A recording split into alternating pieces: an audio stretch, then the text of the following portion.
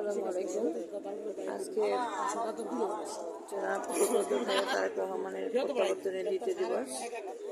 আমরা শহীদ প্রেসিডেন্ট জিয়াউর রহমানের মাজার কবরস্থানে আছি, জিয়া উদ্যানে। তিনি আপনারা দেখতে পাচ্ছেন অনেক লোক চারিদিকে নিরাপত্তার বেষ্টনীতে থাকে।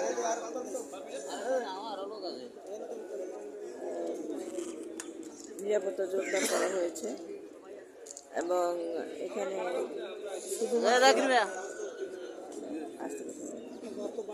এখানে কিছু নামাজের পরই আমাদের বিএনপির ভারপ্রাপ্ত চেয়ারম্যান তিনি তার 17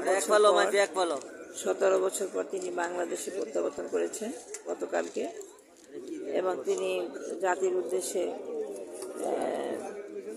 তার সময় উপযোগী সঠিক বক্তব্য দিয়েছেন। আজকে তিনি তার বাবার কবর জিয়ারত করবেন, কিছুক্ষণের মধ্যে তিনি চলে আসবেন। আমি এক সাইডে বসে, আমি পূর্ব দিকে বসে আছি, যেহেতু এখানে একটা রেস্ট্রিকশন আছে, বিশেষ ব্যক্তি এবং সাংবাদিক ছাড়া ভিতরে যাওয়া নিষেধ আছে।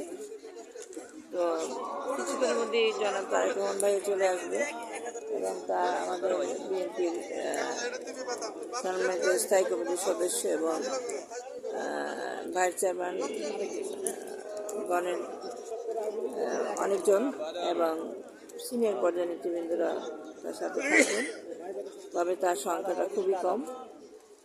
এই তো আমরা আজকে 26শে ডিসেম্বর 2025 এখানে উপস্থিত হয়েছি।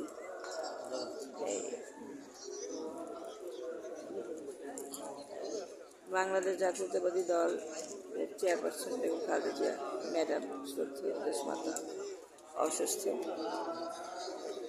তার সাথে তার জন্য দোয়া করবেন। গতকাল তিনি মঞ্চ থেকে সোজা এবার কেয়ার হসপিটালে তার মার সাথে দেখা করেছেন এবং 17 বছর পর তিনি এই বাংলার মাটিকে হাত দিয়ে স্পর্শ করেছেন। আপনারা অনেকে ছবিতে দেখেছেন খালি পায়ে। এই দেশে তার মা, এই দেশের মাটি তার নিজের মাটি, এই দেশ তার নিজের।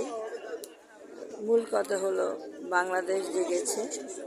প্রায় 1.5 কোটি লোক গতকাল ঢাকায় উপস্থিত ছিল, যা আপনারা টিভি এবং মিডিয়া বিভিন্ন মাধ্যমে দেখেছেন।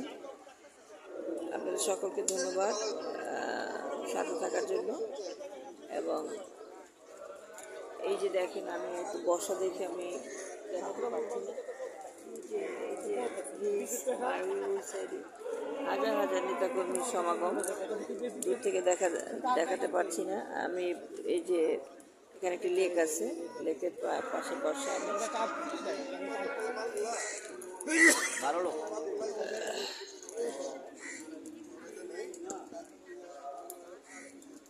সকলে বিএনপির জন্য দোয়া করবেন, তার এবং ভাইয়া যাতে সুস্থ শক্ত হাতে এবং সুন্দর মন নিয়ে দেশ পরিচালনা করার দায়িত্ব পেতে পারে, দলকে চালাতে পারে, সে আশাই করবো ইনশাল্লাহ। পটুয়াখালী থেকে আগত, ঢাকায় বসে এখন এই জিয়া উদ্যান শেরেবাংলা নগর সংসদ ভবনের পিছন থেকে লাইলা ইয়াসমিন। আসসালামু আলাইকুম।